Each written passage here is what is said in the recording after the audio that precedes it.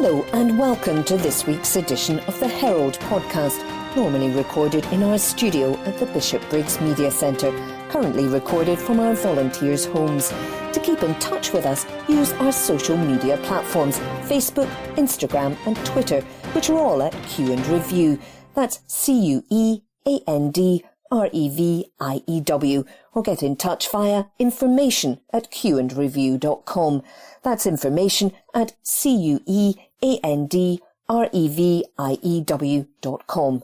Please like and share our podcasts and give us any constructive feedback.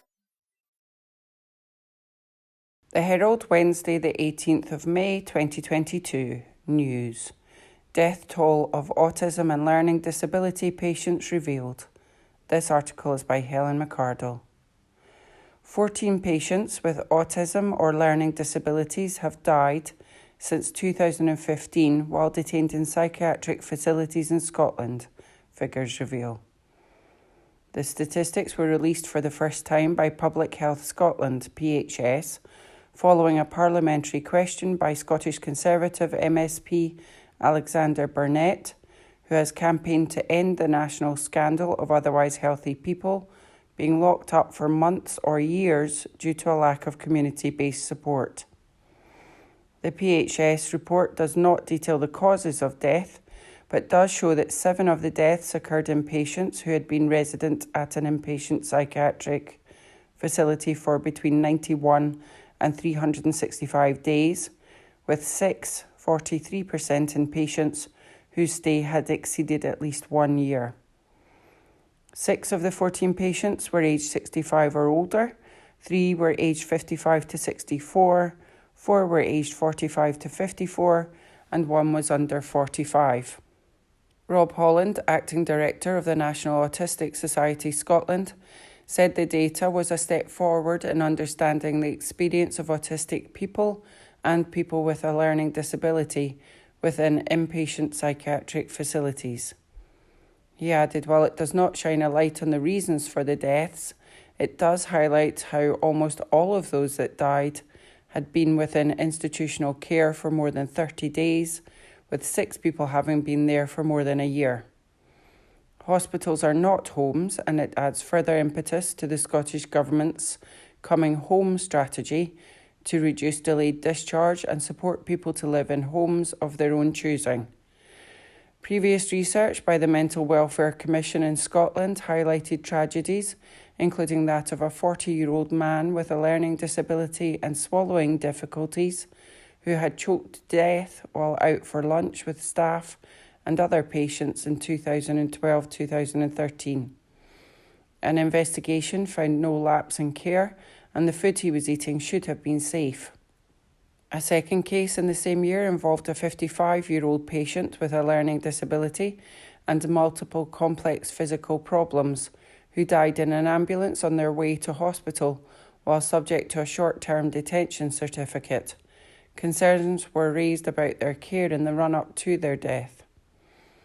In February, the Scottish Government vowed in its Coming Home implementation report to greatly reduce long hospital stays and out-of-area residential placements for people with learning difficulties or complex needs by March 2024. It came after reports of some autistic people spending 5 or more years in psychiatric units, despite being deemed fit for discharge. Sylvia McMahon said her son Jamie, now 24, had been left to rot in locked hospital units since January 2017 due to a lack of community care. Another mother who did not want to be named said her son had been in a secure hospital for more than a decade and she had not seen him for over a year. Patients with severe autism and learning disabilities can be detained in secure psychiatric units for their own safety under compulsory treatment orders, with parents sometimes facing legal threats from local authorities for breach of patient confidentiality if they try to publicise their child's case. Mr. Burnett, co-founder of Holyrood's cross-party group on autism, has campaigned to free 34-year-old Aberdeenshire man Kyle Gibbon, who has spent most of his adult life in the maximum security state hospital in Carstairs after being detained for behavioural reasons related to attention deficit hyperactivity disorder, ADHD, in 2010. He had no criminal record at the time. A second patient, Gordon Hughes, 24, has been in Carstairs for over 4 years after being moved there against medical advice due to a lack of treatment beds. Mr. Hughes has autism, ADHD, and a learning disability. Mr. Burnett said, "I have been working for several years to highlight how young people with autism, ADHD, and learning disabilities can fall between the cracks.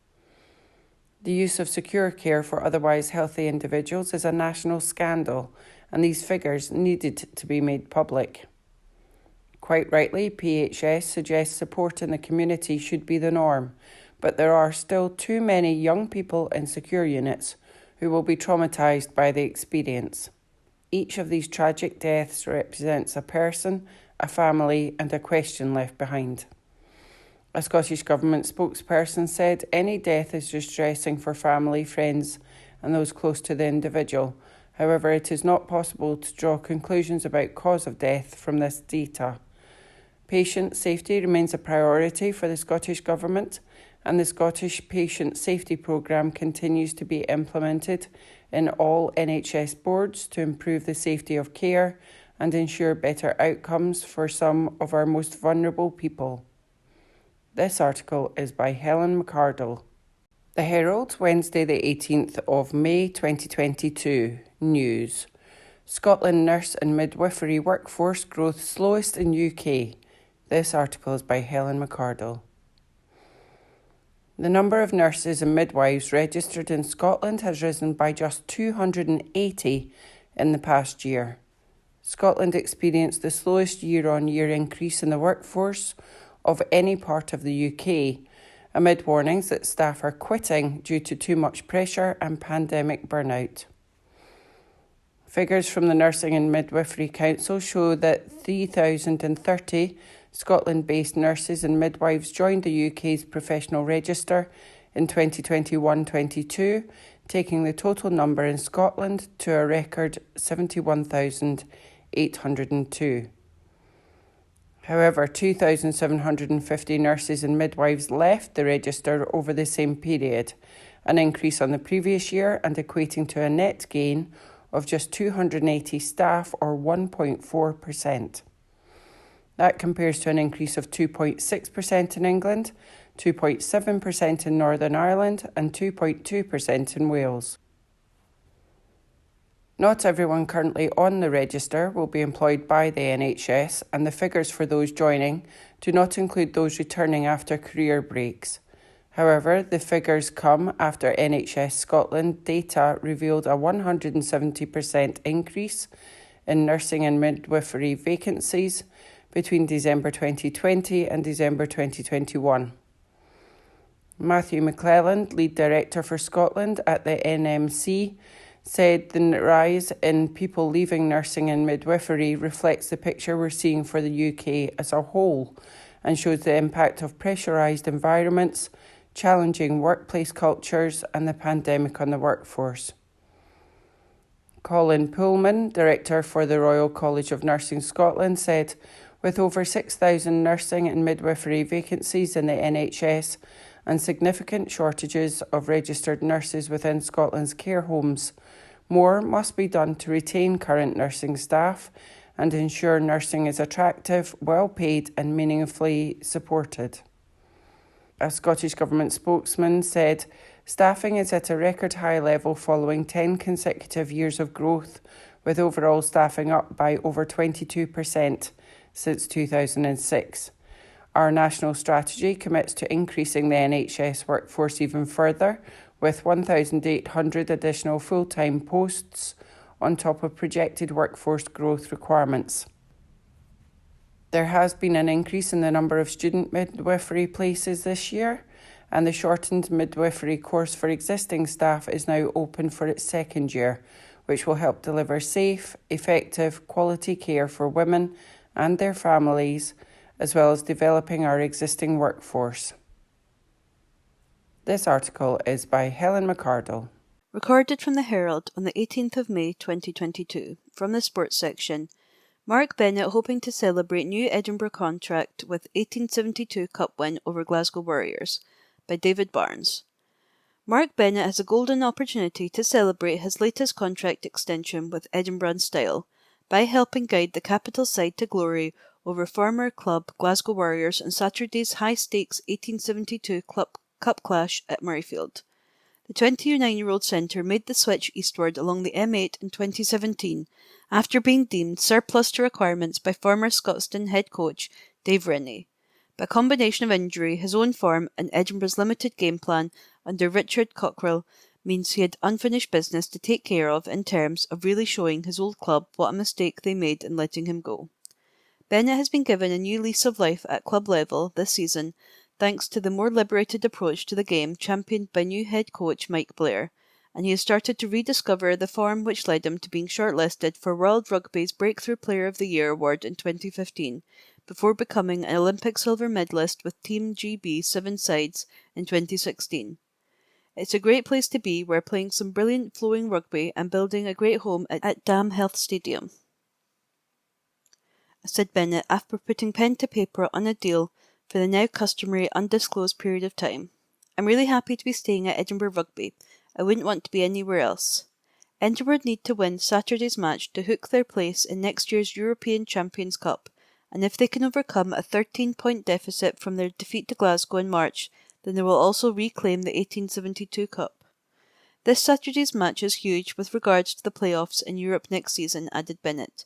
There's no better match than the 1872 Cup. BT Murrayfield will be bouncing and there's all to play for. Bennett has scored 18 tries and 15 appearances for Edinburgh so far in this campaign, and after missing Scotland's autumn test series through injury, he returned to the national side for the first time in 3.5 years during the recent Six Nations, picking up his 23rd and 24th caps in the losses against France and Ireland at the end of the championship.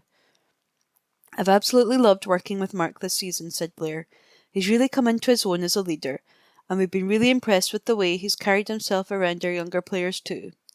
We all know Mark is a threat with a ball in his hand, and that's been more evident than ever this season. His work rate around the park is exceptional, and he's playing with a smile on his face too, which is really important. We've had a lot of young Scottish players developing into the team, so having smart, experienced guys like Mark is absolutely vital to the way we play. He's going to have a massive role to play in both the 1872 Cup decider and URC playoffs. Meanwhile, winger Darcy Graham has insisted that he ready to hit the ground running on Saturday, when he will return to action following a month out with a thigh injury. I'm feeling really good, he said. That wee break probably came at a good time off the back of a pretty tough Six Nations. It was tough going to South Africa with Edinburgh soon after that as well, so it was good to get a break and refresh to finish the season strongly. The goal was always to get back for the Glasgow game, he added. If things went really well, which they did, I would have been back a week quicker, but we didn't have a game. I trained fully in that week of the Wasps game, but it was just a week too soon to come back for that one. Graham added that he is disappointed on a personal level that Saturday's game has been switched from the Dam Health Stadium to the International Bowl at Murrayfield, but added that he is confident it won't detract from the home team's performance. I think a lot of the boys wanted to play here at Dam Health because we've built a real fortress there, he said. With every game, the atmosphere just gets better and better, but it will be a good experience to be in the big Murrayfield. We've not been there for a long time now, so you could say it takes that home advantage away, especially because we love playing at our new home now. But for the Glasgow game, there will be so many people that there won't be a huge difference. It is different when you get 4,000 or 5,000 people in there, but this one will have a great atmosphere. I urge people to get tickets and come along. Edinburgh are hoping for a crowd of 25,000 at the match. That article was by David Barnes. From the Herald Scotland, Thursday the 19th of May 2022, from the news section. Fire by Scots Community Centre treated as willful in police investigation, by Emma Sabliak. A major fire nearby a Fife Community Centre is being treated as willful. The blaze near Dunaker Centre on Lauder Road in Kirkcaldy, Fife, saw plumes of smoke fill the sky on Wednesday afternoon. 2 fire engines were called to the scene around 6:45 p.m, where crews spent 3 hours bringing the blaze under control. No one is thought to have been injured by the fire, but Police Scotland confirmed they have launched an investigation into the incident, which has been treated as willful. A Scottish Fire and Rescue Service spokesperson said, "We were alerted at 6:45 p.m. on Wednesday, May the 18th, to reports of a building on fire at Lauder Road, Kirkcaldy. Operations Control mobilised 2 fire appliances and firefighters extinguished a fire affecting a single-storey derelict building. There were no reported casualties, and crews left after ensuring the area was made safe." A spokesperson for Police Scotland said, "Around 7:10 p.m. on Wednesday, 18th of May, police were called to assist a Scottish Fire and Rescue Service with traffic management at the scene of a fire in the Lauder Road area of Kirkcaldy. The fire is being treated as willful and inquiries are ongoing." And that article is by Emma Sabliak. From the Herald Scotland, Thursday the 19th of May 2022, from the news section. Scotland's first refugee councillor, Rosa Sally, hopes to inspire and instigate change, by Deborah Anderson. The first refugee to be elected as a councillor in Scotland says she hopes to inspire and initiate change after her historic win. Glasgow girl Rosa Sally will today take her seat in the Glasgow City Council's debating chamber for the first time since being elected as an SNP councillor for Greater Pollock in the local elections earlier this month.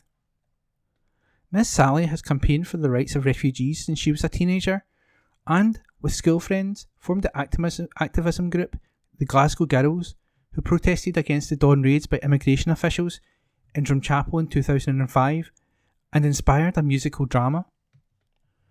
And it is this campaigning spirit which is expected to shine through in corridors of the city chambers. Councillor Sally says she will be vocal and wants to bring about change. "It was overwhelming to be elected. There was a great feeling when they announced your name when you have been elected. Rosa Sally. You hear it and I thought, that's me," said Miss Sally. "It means so much to me that I got elected to serve my city, and I have received congratulatory messages from all over the world saying that it is such an inspirational story for young women everywhere. I came here as a child, growing up in Glasgow, and now it is an honour to serve the city and the people of Greater Pollock." Her victory led the First Minister Nicola Sturgeon sharing her congratulations following the win, shedding a very happy tear at this result, from asylum seeker to SNP councillor. Ms Sally, who first stood as a councillor in the 2017 local elections, has a strong sense of standing up for people and giving them a voice. She added, "I want to serve my community and giving a voice to residents and supporting them with their issues, whether it be transport to work, poverty with people struggling to pay bills, and put food on the table. I am here to speak for them. I have a campaigning background which I think is important as you understand issues when people come to you and try to get a solution." While Miss Sally might only have just got her foot in the door, already she believes changes could be made and feels the role of a councillor should be a full-time position. Miss Sally added, "There are many issues I would like to raise and bring to the council. I am someone who likes to make changes wherever I go." She believes making the role full-time would open up opportunities within the council for a younger generation. "A councillor's job is a part-time, but I think it should be a full-time job, because it is so important," she added. "If you get elected as councillor, you are the grassroots to the residents and you're in direct contact with people and the issues they care about.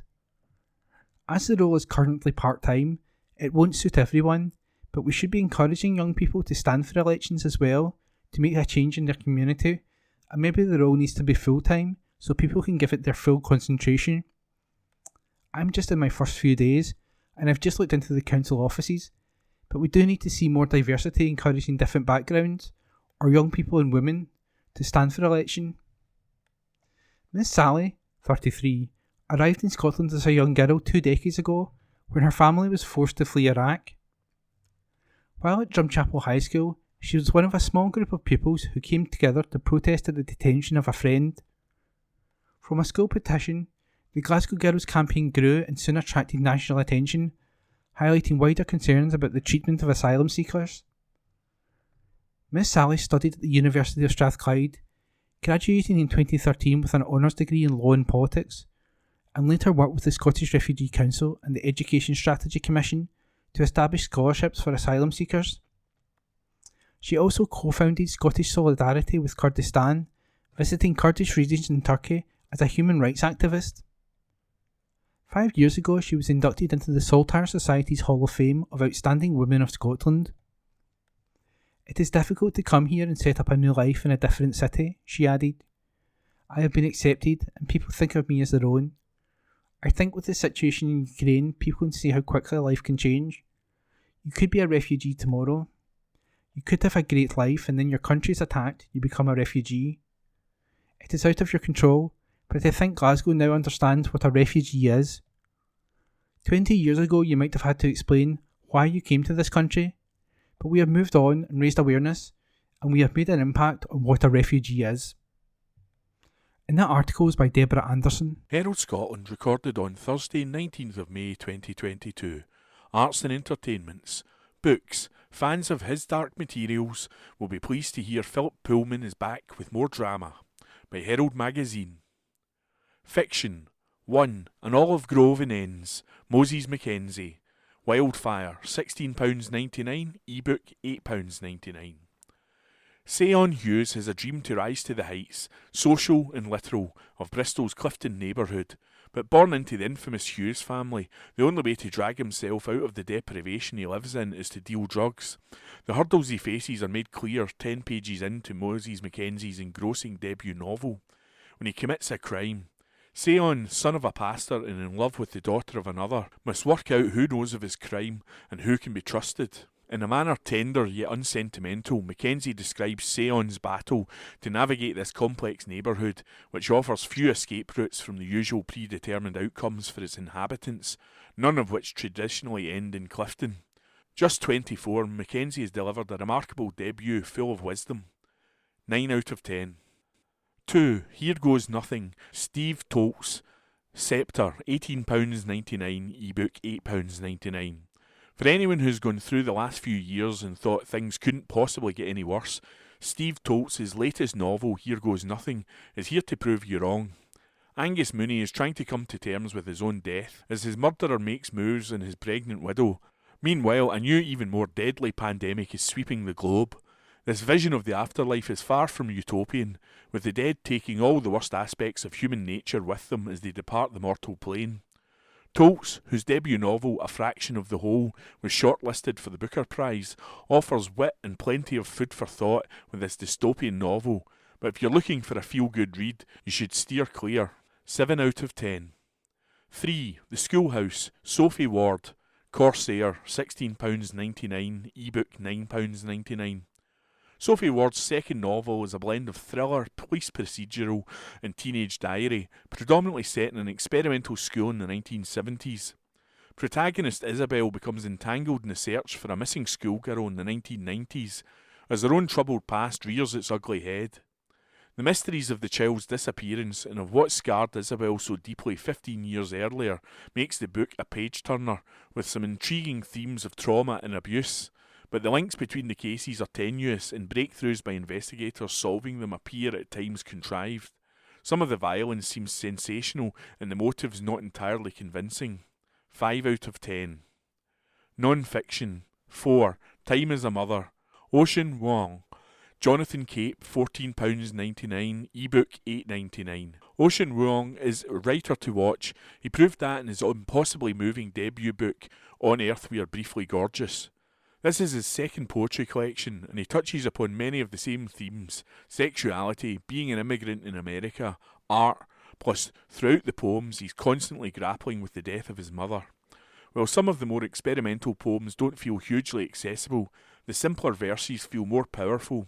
Vuong is certainly a talented writer, but will likely reach more people with his fiction than poetry. 7 out of 10. Children's Book of the Week. 5. The Imagination Chamber. Philip Pullman. Scholastic, £12.99, ebook £7.99. The many worlds Philip Pullman has created are already impossibly rich, but fans will be pleased to discover yet more layers in this series of sketches and snapshots. Each page is a window offering tantalising glimpses into the characters of his Dark Materials and the not yet completed trilogy, The Book of Dust. The witch Serafina Picala, hovering above a field at night, taking in the stillness of a silence that contains multitudes. Lyra is a child eating too much cake during a visit from an eminent writer and hiding her vomit under a rug. And Will, a surgeon in training, needing to obscure the true precision of his hands, a legacy from his time as bearer of the subtle knife. Slim in volume only, less is more with this quiet, beautifully crafted companion book. A wonderful stopgap for fans impatient for the highly anticipated Book of Dust finale. 9 out of 10. By Herald Magazine. Herald Scotland, recorded on Thursday 19th of May 2022. Arts and Entertainments.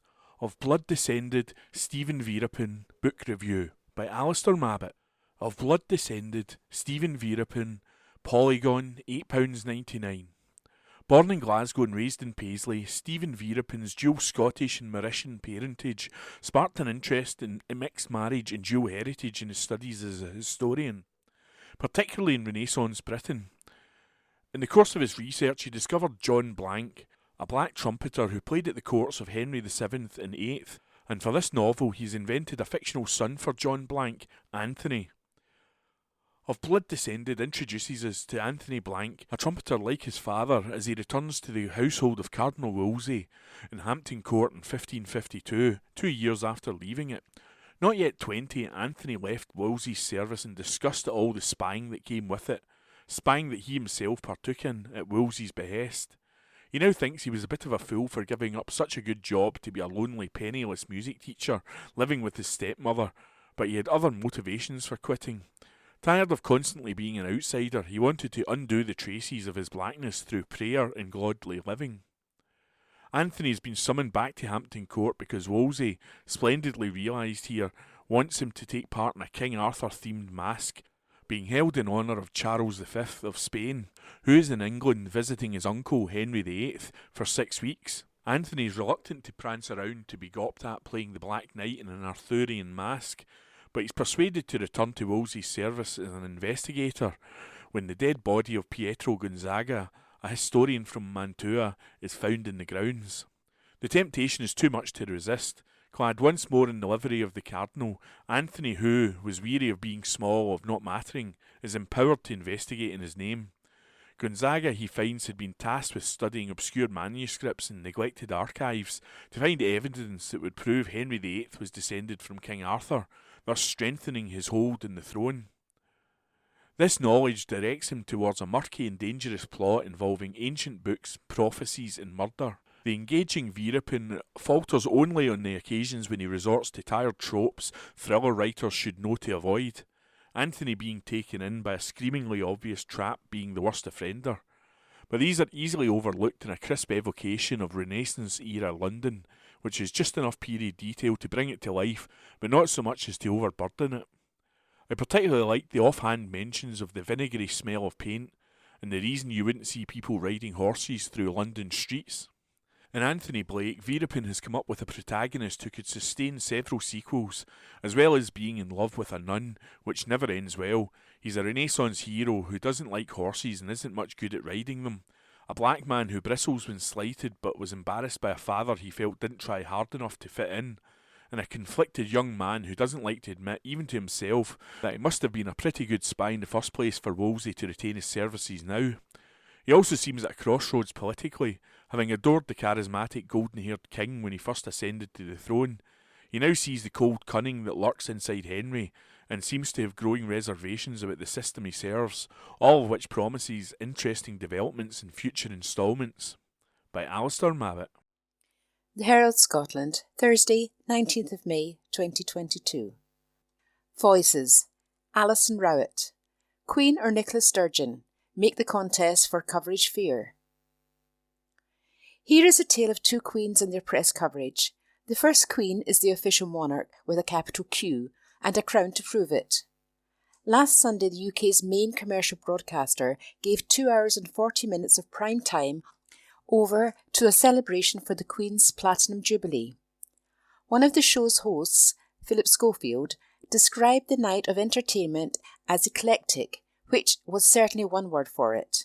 Held at Windsor Castle, it was a curious blend of horse show, royal variety performance and school play, with just the faintest hint of it's a royal knockout to give it that frisson of a live broadcast danger. Adding to the surreality of the evening was the presence of Tom Cruise, there to pay tribute to the monarch and to plug his new movie Top Gun Maverick. Incredible, said Schofield, giving the film an impromptu review. It's everything you would want it to be and more. Cruise paid tribute to the Queen's devotion and dignity, how respected she was around the world, and her kindness in similarly glowing terms. Out in the grounds of Windsor Castle, actors cantered through hundreds of years of history, getting things wrong as one viewer, a Mr. David Torrance of London, the very same, pointed out on Twitter. So, between the accession of King James VI of Scotland to the English throne in 1603 and the English Civil War, he wrote, ITV's Platinum Jubilee celebration speaks of England, Wales, Ireland and Scotland coming together as one nation in an act of union. Did no one Google this in advance? The real stars of the night were the horses and the Queen, who seemed to be enjoying herself, which was nice to see. All through the evening Union flags had fluttered, filling the screen with reds, whites and blues. A cynic might have seen the Queen's Platinum Jubilee celebration as one long advertisement for the Union, or indeed for Scottish independence. It could have worked both ways. The point is, though, that the coverage was massive and, save for a few, relatively few complaints, this went unquestioned. It will be the same again on June the 4th. This time it will be the BBC giving hours of coverage to the Platinum Party at the Palace, featuring Diana Ross, Duran Duran, Andrea Bocelli, Sir Cliff Richard and others. Expect more flag waving, and if wall-to-wall reporting in the media does not follow, I will eat my paper crown. Now we come to the other personage in our tale. She is not an actual queen, you understand. The term is used in its modern informal sense to denote any woman of standing in her field. As the First Minister of Scotland, Nicola Sturgeon is a significant figure, not to mention an elected one. When she goes to Washington, D.C. and meets Speaker of the House Nancy Pelosi, another queen, small q, it is a story of interest, is it not? Indeed, when Miss Pelosi attended last year's G7 Speakers Summit hosted by Sir Lindsay Hoyle in Churley, Lancashire, the coverage was extensive and wholly positive. Miss Sturgeon's US visit did secure coverage, just not as much as her supporter felt was warranted. Some have accused BBC Scotland, and in particular its website, of purposely ignoring the trip for political reasons. The BBC did not see it that way.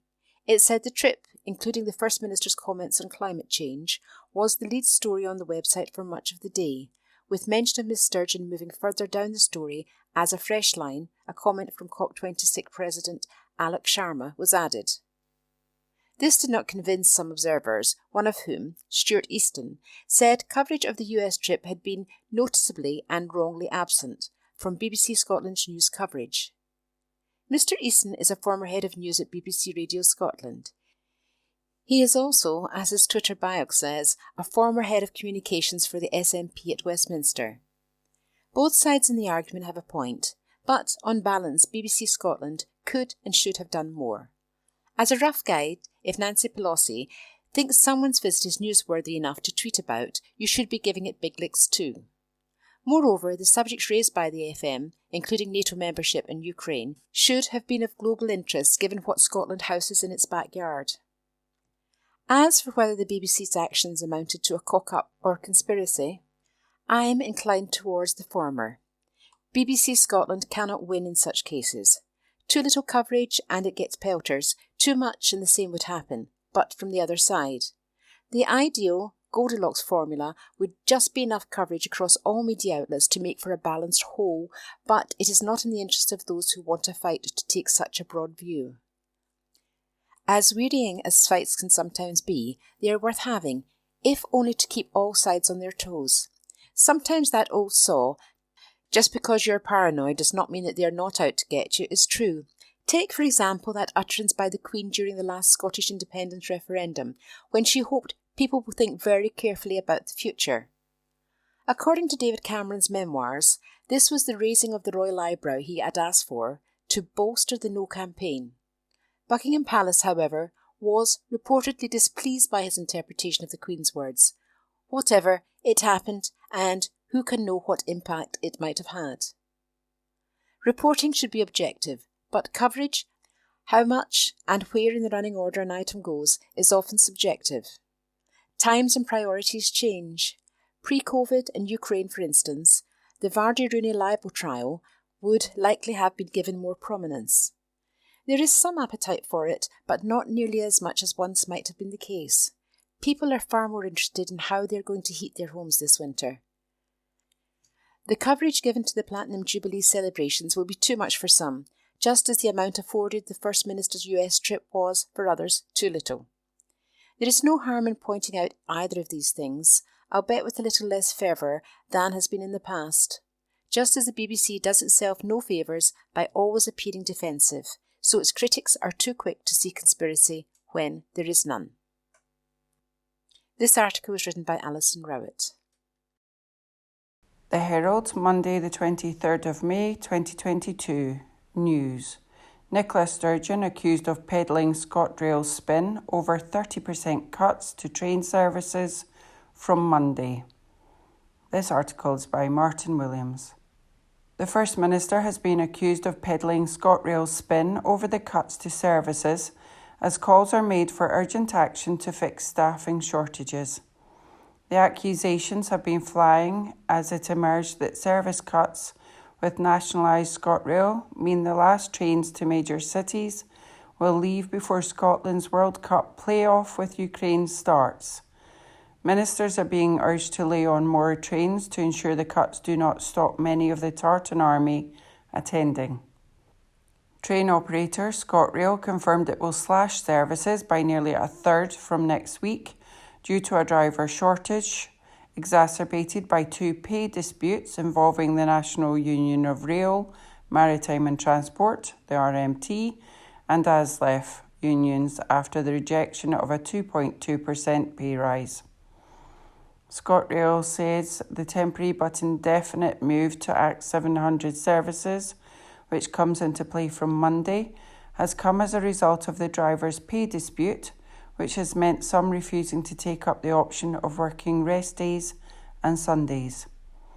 Scotland's key tie with Ukraine will kick off on June the 1st at 7:45pm at Hampden. However, the last train to Aberdeen, Dundee, Perth and Aberdeen will leave before kick-off. The last train from Glasgow to Aberdeen is scheduled to leave at 6:41pm. To Dundee it will be 7:10pm and to Perth it will be 7:37pm. The last service to Edinburgh is scheduled for 10:15pm, at least a quarter of an hour before the final whistle would be expected to sound, and that does not take into account any extra time or penalties. There are now fears that many of the hardcore Tartan Army fans could miss the match. Scottish Labour says that when challenged over brutal cuts to ScotRail services at First Minister's questions, Nicola Sturgeon attempted to pin the blame on workers, claiming they were made necessary by a pay dispute. The party said this echoed excuses made by ScotRail over recent days, as the beleaguered operator struggled to justify widespread disruption. However, Scottish Labour has hit back at what it called cynical nonsense, pointing out that the fundamental problem is a long-standing shortage of train drivers due to poor workforce planning, which has been papered over by drivers agreeing to work on rest days and take on huge amounts of overtime. It said that as of May the 20th, there was not one single ScotRail train driver job being advertised on their website, despite Transport Minister Jenny Gilruth's claims otherwise. Scottish Labour's transport spokesman said it's shameful to see Nicola Sturgeon lifting from the ScotRail playbook and attempting to pin the blame for her government's failings on frontline workers. This cynical nonsense won't do anything to fix the real problems or help the passengers left stranded by this woefully poor service. Rail workers have been going above and beyond to keep things running despite years of poor leadership and failed workforce planning, and in return the SNP and ScotRail are pointing the finger at them while failing to advertise a single job. Public ownership was supposed to be a new start, but instead passengers are being left with higher fares, more cancellations and the same old excuses. Instead of peddling ScotRail's spin, the SNP government need to show some leadership and act to address the workforce crisis at the heart of this mess. Phil Campbell, ScotRail Head of Customer Operations, said we'll be issuing travel advice for the upcoming Scotland internationals in the lead up to the Games. RMT have confirmed railway workers will be balloted on strike action. The union said the timing of its strike ballot would be set out in due course. Minister Jenny Gilruth, when asked if the reduced timetable would be in place until the summer of next year, said, "Absolutely not. We want trade unions to come back to the table, but it is absolutely true to say that the network is dependent on rest day working at the present time." She added, "We need to get to a resolution on pay, and I am absolutely committed to doing so with our trade union partners." A typical ScotRail qualified driver salary is earning £52,000, and drivers are being offered a 2.2% pay rise and the opportunity to participate in a revenue share agreement, which would take the total package to 7%. The RMT union said workers had already been subjected to repeated pay freezes and real terms cuts in living standards. RMT General Secretary Mick Lynch said ScotRail needs to put its hands deeper into its pockets and start rewarding their staff properly. We are in the midst of a brutal cost of living crisis for workers, but it is still party time for shareholders, speculators and big business executives. All we are asking for is a pay award that reflects the value of railway workers and the service they provide to the public day in, day out. Ms Gilruth said rail service cuts were the opposite of chaos after she met train operators yesterday. She said it's not going to be a summer of chaos. I would not describe it as that. Actually, the reduced service is deemed necessary by ScotRail. We need to remember to give passengers certainty. So it's the opposite of chaos, arguably, because it's certainly in the next few weeks about where and when they can travel by rail, but it's not where we should be in terms of provision. I accept that. I'm absolutely committed to working with ScotRail and our trade union partners to get to a better place, but that requires both ScotRail and the trade unions to work together. Earlier on yesterday, ASLEF's Scottish organiser, Kevin Lindsay, said the public needs honesty and action, not political game playing. From day one, ASLEF has been 100% committed to negotiations.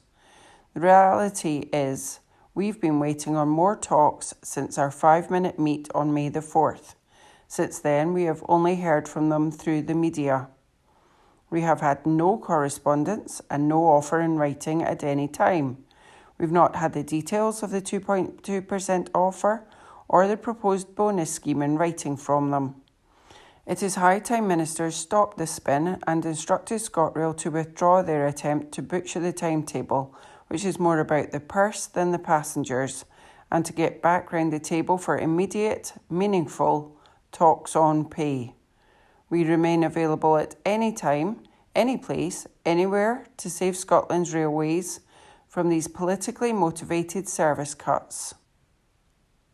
This article is by Martin Williams. The Herald, Monday the 23rd of May 2022. News.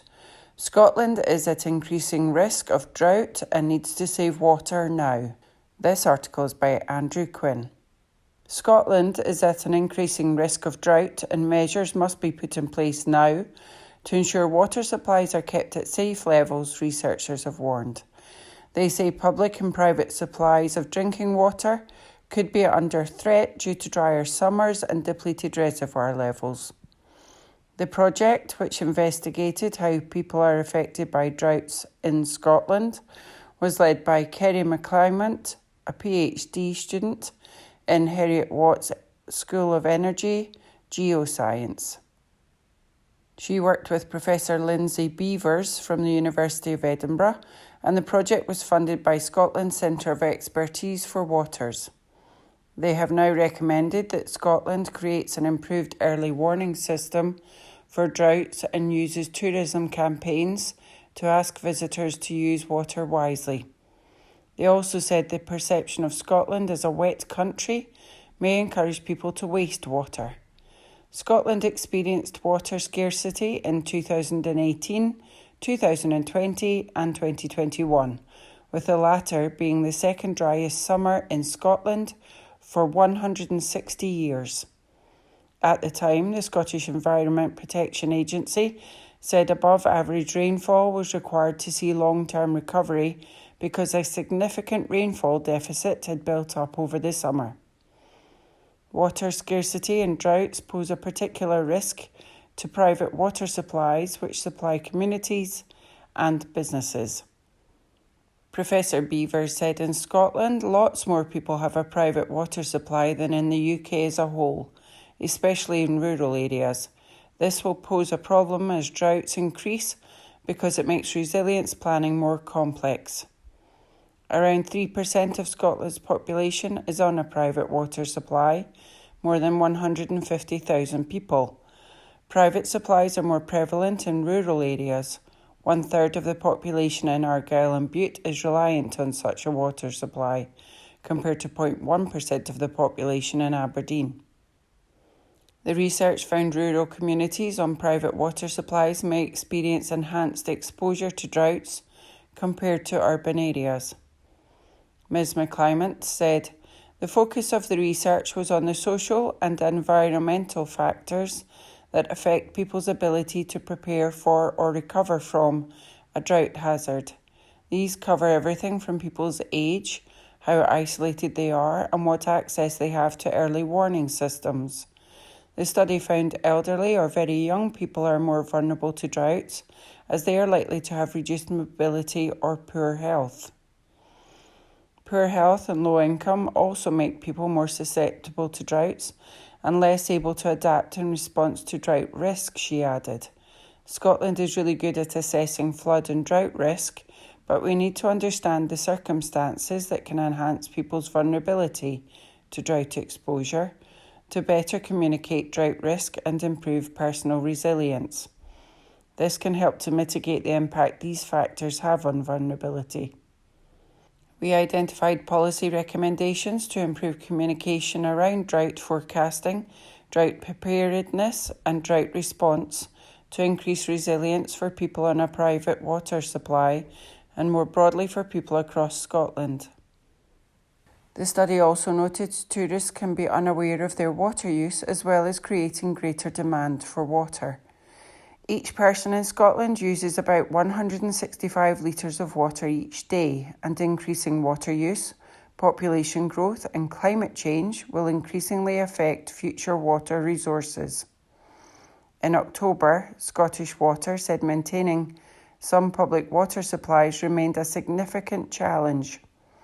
The company said it was unusual for it to ask customers in autumn to take simple steps to conserve water. Researchers say the River Spey and the River Tay have been identified as drought hotspots in Scotland, where the frequency of droughts could see a 2- or 3-fold rise. Scotland experienced a drought in 2018, which caused large areas of the country to experience water scarcity, with more than 500 private water supplies running dry nationwide, particularly in the northeast.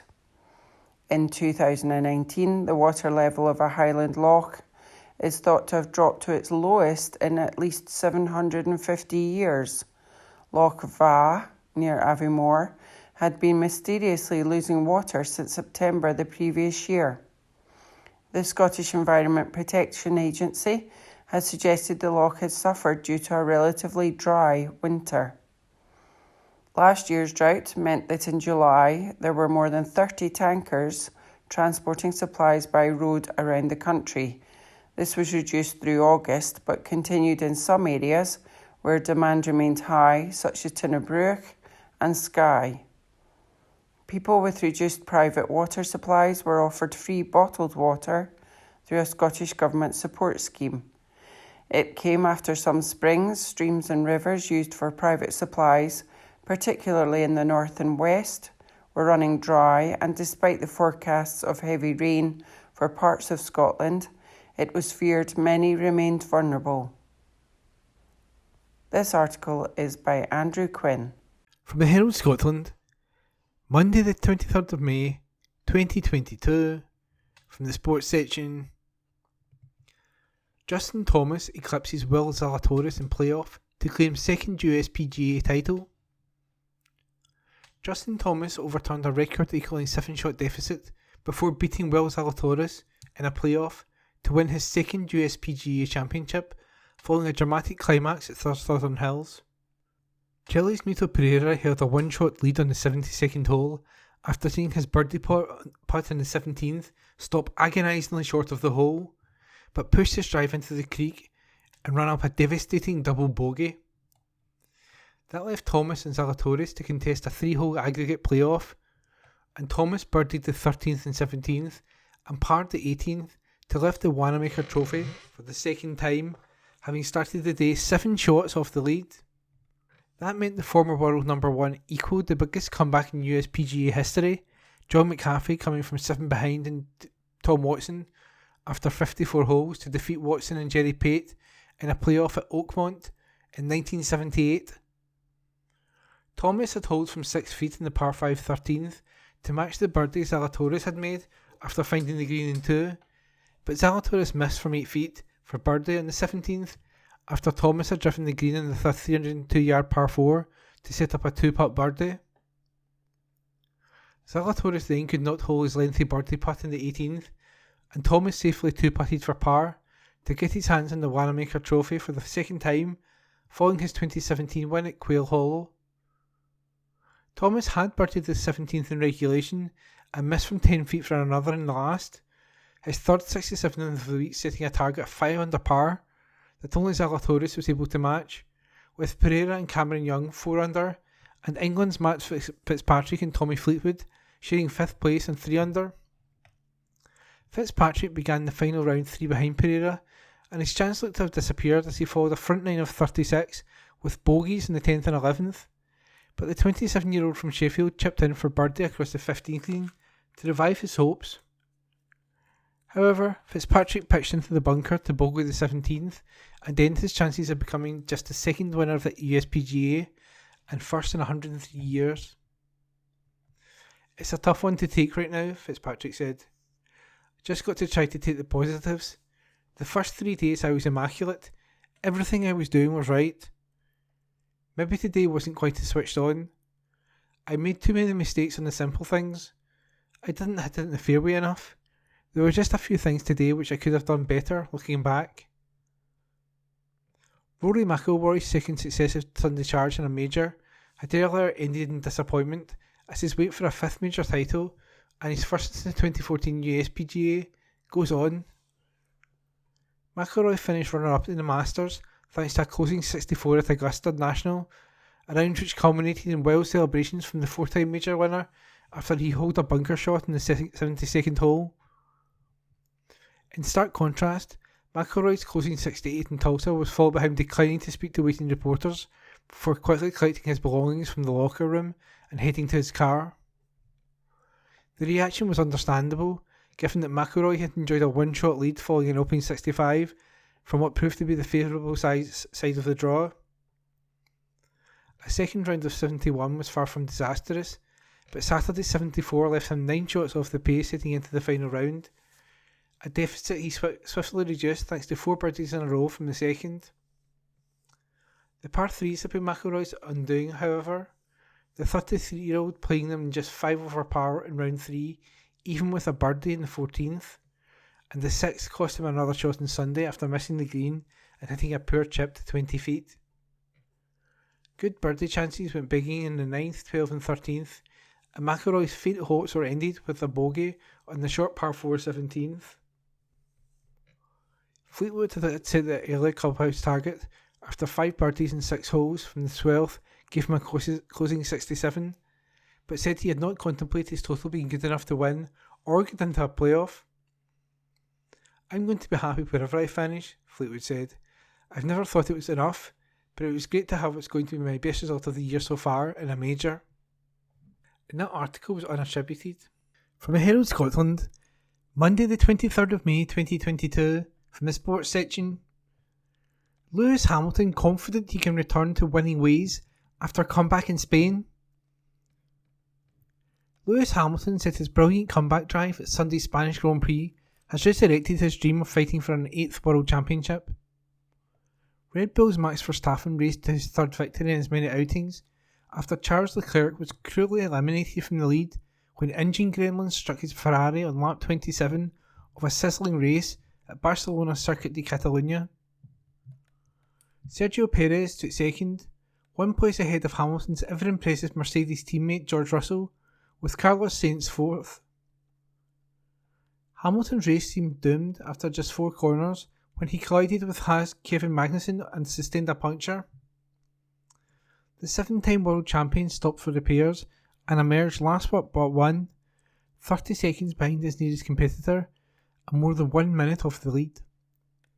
So gloomy was Hamilton's apparent fate that he wanted to retire his car. But the British driver was persuaded to continue, and he then spent the next 65 laps driving the socks off his machinery to haul himself up to 5th when the checkered flag fell. He would have finished 1 place better, but for an overheating engine, which forced him to surrender position to Ferrari's Carlos Sainz in the concluding lap. "Lewis, that was amazing," said Mercedes team principal Toto Wolff seconds after the race finished. "You were the quickest car out there, and you could have gone for the win."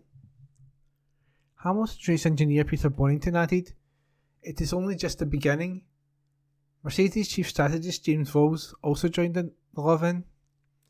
"Really strong drive today, Lewis," he said. "You were the fastest man on track." Hamilton might be 64 points behind the new championship leader Verstappen after just 6 rounds.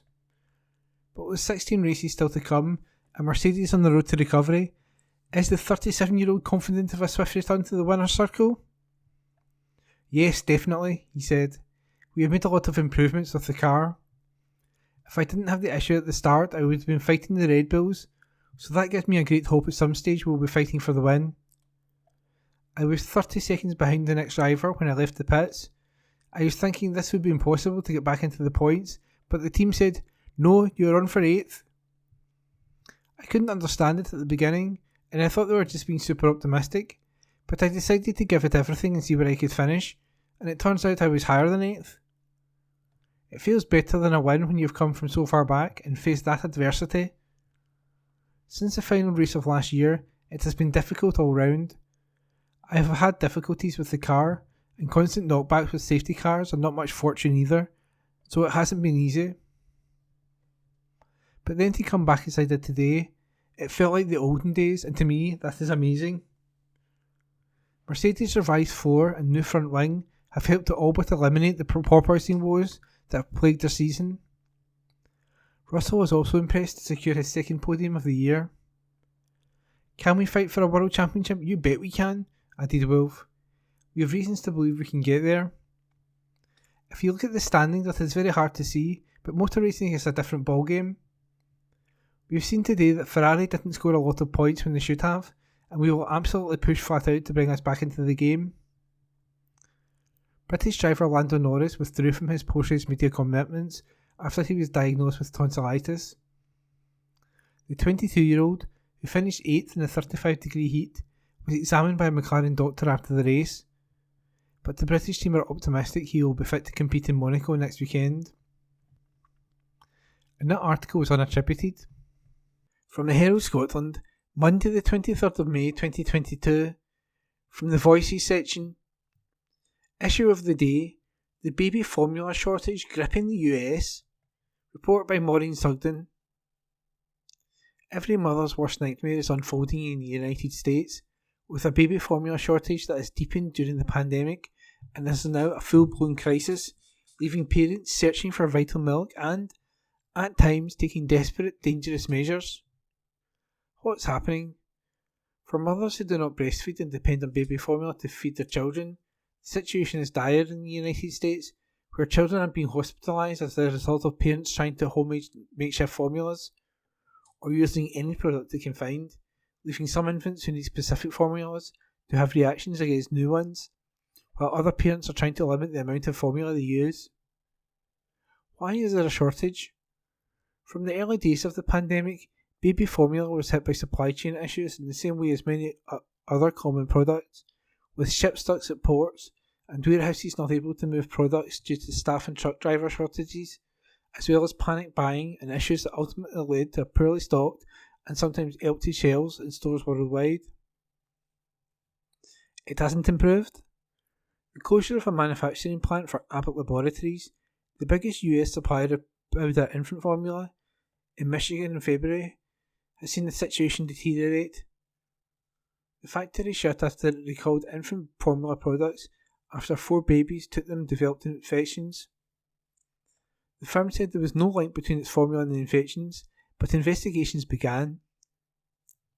Now, some US states are being hit harder than others, including Iowa, Texas and Tennessee, where more than 50% of the best-selling formulas are out of stock in a situation that is impacting lower-income families harder. More than half of formula in the US is bought under the Special Supplemental Nutrition Program for Women, Infants and Children, WIC, Government Assistance Program. Desperate measures.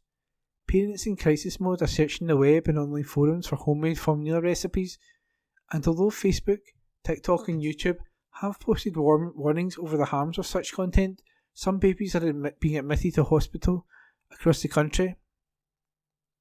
Melissa Ryan, Chief Executive Officer of Card Strategies, a consultancy firm that researches disinformation online, said, "Misinformation about the shortage is almost everywhere. Everything from fake homemade formula recipes to conspiracies about what caused the shortage." What is the impact? Dr. Mark Corkin of Le Bonheur Children's Hospital in Memphis, Tennessee, told CBS he was treating babies for reactions suffer from drinking formula different from the ones they usually take. He said, "I've never seen anything like this. They come in dehydrated. We give them IV fluids, we give them nutrition by vein, but that is not a long-term solution." And what's being done? President Joe Biden has taken what many say is late action, launching Operation Fly Formula that will see Mercy flights loaded with 31 tons of formula from Germany into the States before being distributed nationwide. Meanwhile, the Michigan plant is due to reopen in the next 2 weeks. And that was a report by Maureen Sugden. Herald Scotland recorded on Monday 23rd of May 2022. Arts and Entertainments. Proclaimer's Sunshine on Leith returns to the stage with added songs by Brian Beacom, Senior Features Writer. How do you create a Broadway-style musical packed with Scottish songs which suggests dramatic narrative, resonates politically and provides all the emotional uplift of a hug from your granny at Christmas? Thankfully, Stephen Greenhorn, who would go on to create the BBC series River City, solved the problem, thanks to a night in the sauce, a light bulb moment and an unpaid gas bill. And the result was the phenomenally successful Sunshine in Leith, which is now being revived. He rewinds in the demands of 2005. I had worked with director James Brining during his stint at Tag Theatre, recalls the playwright, and when he took over at Dundee Rep, he said, "Wouldn't it be great if we could do a big Scottish musical?" We thought of finding a composer to write the songs, but it was hard to find a compatible soul. So we reckoned on using the works of a Scottish band. But they often use many different styles, and the songs just wouldn't lend themselves to a narrative. So the likes of Simple Minds, for example, or Altered Images weren't in the running, no grins. And it became clearer we weren't looking for boy meets girl type songs either. Greenhorn struggled to find such a back catalogue until one night I was sitting in my flat in Glasgow having a few drinks and listening to the Proclaimers' first album, and there's a track on it, The Part That Really Matters, and in the song they speak, which always makes me laugh when they do it. His slightly addled brain screamed out to him that this sounded like a song from a musical. Then I thought, oh my god, these guys have written about everything, about finding love, losing love, being a parent, being a child, politics, community, home. I was so excited. Yet, given he was also a little tired and emotional, Greenhorn feared the light bulb would burn out during the night. To remind myself, I wrote the words Proclaimers musical on the back of my gas bill and went to bed, he recalls. The next morning, the bulb had indeed gone out, but a glance at the missive from Scottish Power brought it all back, and some deep listening to Proclaimers' albums offered up clues about the storyline, which became a tale of two squaddies returning from the Iraq War to their home in Leith. It's about lost loves, holding together relationships and community, with a searing backdrop of NHS cuts and nods to gentrification. 2 years later, the show launched in Dundee, and it coincided with the Proclaimers having a #1 hit, I'm Gonna Be 500 Miles. Then came the film, which attracted a younger demographic and very good reviews. But was there ever a chance the film producers would look to an established screenwriter and the Sunshine Boy would be sidelined? Well, when you sell the rights to turn the musical into a film, you then have to apply for the job of writing the screenplay, and the contract says if the producers don't like the script you turn in, they can fire you and bring someone else in. Our eye smile suggests he was concerned. Theatre considers writers as having an honoured place, but the film world isn't known for its collegiate, friendly qualities. It's all about the director. Thankfully, Dexter Fletcher liked what I was trying to do.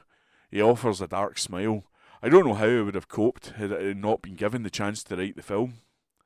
Back to the theatre show, Sunshine is his baby, and he reveals this new production sees the baby wearing a nice, less expensive but very smart looking outfit. Yes, we wanted to revamp it, to make it tighter, more focused than ever. So we moved away from the large cast and the large number of musicians because the overheads had become too great.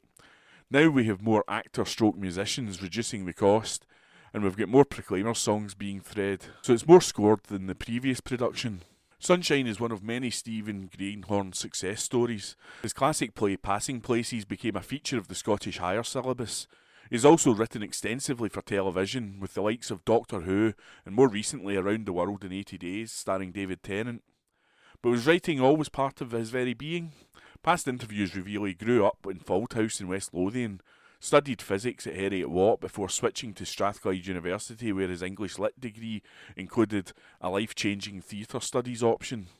For the practical part, he wrote a play, Heart and Bone, which won him a Fringe first. He loved this new world, yet surely there must have been a lurking need to batter a typewriter. Well, yes, he admits, smiling. Thinking back now, I was one of those kids who was consumed by stories. If you ask any of my family, they'll remember me with my snorker Parker in the house, fully zipped up while watching the television, or in the corner reading a book, with everyone else excluded. Or I'd be in Fauldhouse Library consuming the kids' stuff and then stealing my mum's ticket to read the adult stuff. Growing up in a little mining village in West Lothian, you were left with the sense that stories were great, but they happened somewhere else. It was only really watching the likes of 784 Theatre Company and Bill Forsyth films that I realised stories could come out of Scotland. He laughs, but it took a long time to go from being the boy with the Parker absorbing other stories to thinking that maybe I could write them. Sunshine, with its perfect musical accompaniment, connects wonderfully with its audiences. Although it's Scottish-rooted in Edinburgh, the show's themes are universal. Those songs travel, they have a truth about them, and that truth will always travel. Further than you could ever imagine. It actually went on in Mumbai, he says in delighted voice. I could never have predicted that one. Sunshine on Leith, the King's Theatre, Edinburgh, June 7 to 18, Pitlochry Festival Theatre, May 20 to October 1, by Brian Beacom. From the National, Monday the 23rd of May 2022, from the Voices section, Doug Marr, Deny, Delay and Defend the Insurance Industry's Key Principles, by Doug Marr. I recently described how a long-anticipated holiday in Gran Canaria turned into a nightmare. To recap briefly, I became very ill and in need of urgent, life-saving surgery. Thankfully, I hadn't skimped on insurance and had taken out a top-of-the-range platinum policy with reputable UK insurers. Or so I thought. The policy document had been suitably reassuring. If you are ill while away, call our emergency assistant line so we can help you. Sounded so simple, but at the end of the day it involved around 40 calls to the insurer's UK-based agents, rarely speaking to the same person and repeating the same information over and over again. Far from helping us, the process put stress levels through the roof. The hotel doctor had referred me for diagnosis and treatment to a local private clinic, 5 minutes by taxi from our hotel. It was only when we got home that I consulted the Financial Ombudsman Service website that suggests most travel insurance policies do not cover costs incurred in private clinics and cover treatment in public hospitals only. Although there is no reference to that in our policy document, it makes me wonder that if there was a factor in an insurance reluctance to confirm they would meet the €25,000 cost of surgery, at a private clinic. Without covering old ground, the insurers appear to be looking for loopholes to avoid paying out. At 4:30 p.m. on a Friday, for example, my wife was asked to obtain 2 years of my medical records from our GP in Aberdeen. Largely due to the insurer's procrastination and the need for immediate surgery, I was transferred to the public hospital 40 miles away. I don't appear to be alone in believing insurance companies deploy a range of strategies to avoid paying out or paying out in full. A 2019 YouGov report, Better Safe Than Sorry, analysed British people's attitude to insurance. The report revealed a real lack of public trust in the industry. Their principal strategies have been described as the 3 Ds: deny, delay and defend. From my recent experience, I would add the 4th, death. The intention appears to be to wear down claimants, usually causing more, not less, stress. This is particularly hard on policyholders who may be elderly or sick, or in my case, both. Even arranging our delayed return to the UK turned into a severe test of stamina and endurance. The day before our rearranged flight, our insurers contacted us to say I needed further medical tests to obtain the all-important Fit to Fly certificate. It would have been too simple to arrange the test at a clinic round the corner from our hotel. Oh no, we were faced with an arduous 80-mile round trip to Las Palmas, incurring taxi costs of €70 each way. The fact that I had undergone 4 hours of surgery only days earlier cut no ice. There was no awareness or recognition from the insurers and their agents of the stress involved. A lack of familiarity with local geography and distances involved might have been a contributory factor. All in all, if this was being helped, I wouldn't like to experience obstruction. I would like to report that since getting home, our insurance woes have disappeared. Fat chance. Trying to reclaim our upfront expenses, such as the €620 paid to the hotel doctor, has opened up a whole new chapter of deflection, delay and frustration. Naively, I believed the insurer's website that the easiest way to submit a claim was online. I duly completed the form and scanned in all the receipts. Almost by return, 3 emails popped up informing me that they now required, among other things, completion of another form and a lengthy declaration to be made by my GP. I could have wept. My claim could not be progressed without the requested documents above. Why on earth not? A phone call to clarify what was required meant being in for a queue for 30 minutes, regularly being reminded the easiest way to submit a claim is online. Aye, right. The 3 Ds were in full swing. It's not just travel and health insurance that causes claimant stress and heartache. For 2020-21, the Financial Ombudsman Service reported over 44,000 new insurance-related complaints, an increase of 36% in the previous year. Perhaps not surprisingly, the most acclaimed about issue was claim denial. The fact that around 1/3 of complaints were upheld suggests that some companies are at it. Yes, I know a significant number of claims are false and inflated, and insurers have been taken to the cleaners by no-win, no-fee lawyers. Many will have been asked at the car repairers, is this an insurance job? Nevertheless, we're entitled to something a whole lot better. Making a claim is stressful enough without being compounded by deliberate policy prevarication. It's time to stand up for ourselves. From now on, my motto is, don't let the B *** DS grind you down. Watch this space. And that was a column by Doug Marr. Our columns are a platform for writers to express their opinions. They do not necessarily represent the views of the Herald. From the Herald Scotland, Monday the 23rd of May 2022, from the Voices section, Leslie Riddoch, we must end the scandal of electricity standing charges. By your columnist, Leslie Riddoch. Very little renewable energy is produced in London. So why is the daily standing charge there the lowest in Britain by a country mile? You don't have to be a raving nationalist to ask. The poorest customers use prepayment meters for electricity. Why is their daily standing charge higher than welfare direct debit customers? You don't need to be Jeremy Corbyn to ask. Indeed, the far from revolutionary Joe Coburn on BBC's Sunday morning show popped the standing charge question to energy boss Eon yesterday. His answer, not up to me gov, it's Ofgem what sets them. Actually, the regulator ruled that energy tariffs don't need to include a standing charge in 2016, but the vast majority of electrical suppliers still have them. And, of course, the point about regional variations wasn't even raised. Yet it's high time the BBC standing charge rip-off was ended for prepayment customers and for Scots. Firstly, what's the rationale for a regional variation?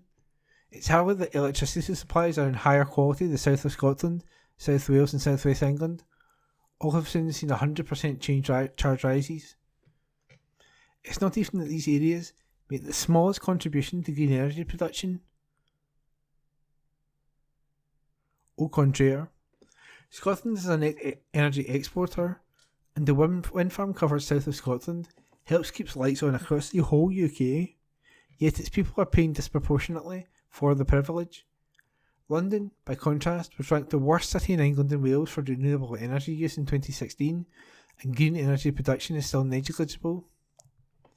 But the energy price structures aren't about today. They're about the last century when governments wanted to deter coal, gas and our oil power stations from being located beyond cities to minimise energy loss through transmission. Times have changed. Then fossil fuel power stations could be built anywhere. Now renewable energy resources are required located in remote, non-urban locations. That's why the UK government has finally spent millions securing the Scottish grid. It used to be a one-way street, sending supplies from the green energy south to the north. Now the boot's on the other foot and northern green energy is heading south. Reality has changed profoundly, yet the old punitive pricing structures remain for the energy producers and for consumers. BBC analysis shows daily standing charges have increased by almost 100% in South Scotland, 83% in North Scotland and 38% in London. Why the big difference? Analysts suggest suppliers are shifting part of the unit price for energy, now controlled by the price cap, over the standing charges. Cute. But that still doesn't explain these glaring geographical charging anomalies. Are Scots being made to finance our grid improvements, even though they're leading the green transition and keeping lights on across the UK?